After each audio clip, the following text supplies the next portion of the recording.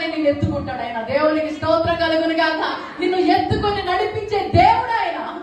దయచేసి దేవుని పనిలో సిగ్గుపడకండి, దేవుని పనిలో మొహమాట పడకండి. ఎప్పుడు మన జీవితంలో ఎవరిని కోల్పోతామో తెలియని అంధత్వంలో బ్రతుకుతున్నాం. ఏ దినమో ఏ క్షణమో తెలియదు ప్రభురా అక్కడ. కాబట్టి ఉన్న ఈ సమయంలో స్త్రీలారా, అమ్మలారా జాగ్రత్తగా వినండి. మీ పెంపకాన్ని బట్టి, మీరు పిల్లలను దైవికంగా పెంచే విధమును బట్టి భవిష్యత్తు తరాలు ఆయన సన్నిధిలో గొప్పగా ఉండబోతున్నాయి.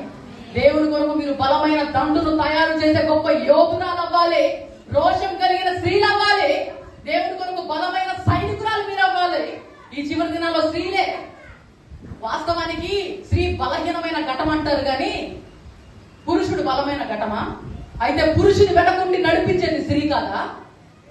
అవునా కదా అండి?